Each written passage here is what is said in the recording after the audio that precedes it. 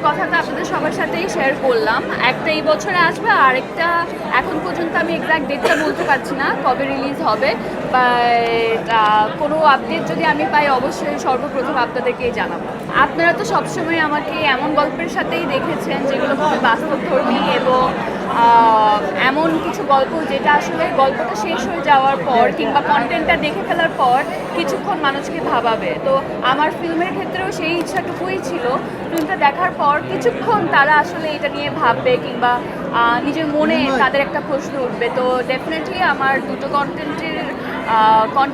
কন্টেন্টই এই ধরনের। আশা করছি সবাই পছন্দ করবে। দর্শক আসলে আমাকে আজকে এই জায়গা, এই অবস্থান পর্যন্ত আসার পিছনে তাদের সবচেয়ে বড় ভূমিকা, এবং তারা না থাকলে আজকে মেহজাবিন নামের কেউ বাংলাদেশে এক্সিস্ট করে এটাই আসলে হতো না।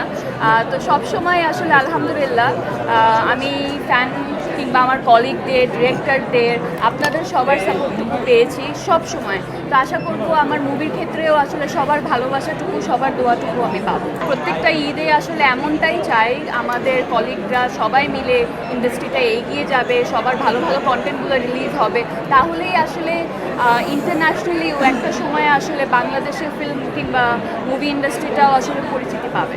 এখন ভালো কাজ করতে গেলে দেখা যায় প্রিপারেশন, স্ক্রিপ্টিং, এই পুরো প্রসেস থেকে জড়িত থাকলে প্রত্যেকটা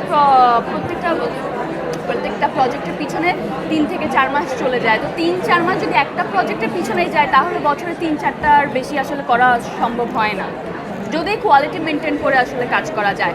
একটা সময় ছিল নিজে শেখার জন্য অনেক কাজ করেছি, এবং সেটাকে আমি অ্যাজ আ লাইফ এক্সপিরিয়েন্স আমি বলতে পারি যে ওই এক্সপিরিয়েন্সটুকু আমি পেয়েছি বলেই আজকে যতটুকু ভালো বা মোটামুটি যেমনটাই অভিনয় করি না কেন ওই এক্সপিরিয়েন্সের কারণেই। So that is very important. আমার লাইফের ওই ফেজটাও আলহামদুলিল্লাহ খুবই ওয়ান্ডারফুল ছিল, এবং আশা করব সামনের ফেজটাও খুব ভালো যাবে আপনাদের জন্য।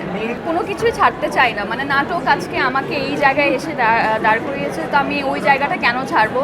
বাট ডেফিনেটলি আমি এমন কাজ করতে চাই না, এমন নাটকও করতে চাই না, বা এনি কন্টেন্ট যেটা অলরেডি আমি আগে করেছি কিংবা দেখার পর আমার অডিয়েন্স বা আপনারাই বলবেন ও মেহজাবিন তো এই ধরনের গল্প আগে করেছে, তো এই জিনিসটা করতে চাই না। মেহজাবিন আনডাউটফুলি আমাদের বাংলাদেশের, যদি নাটকের কথা বলি, শি ইজ আ ব্র্যান্ড। মেহজাবিনের এমন নাটক আছে যারা এগুলো যদি ফিল্মও হতো, ব্লাস্টিং কিছু হতো আমাদের তুফানের মতো। হ্যাঁ, সো মেহজাবিন অলরেডি প্রুভড যে মেহজাবিন কত বড় ব্র্যান্ড।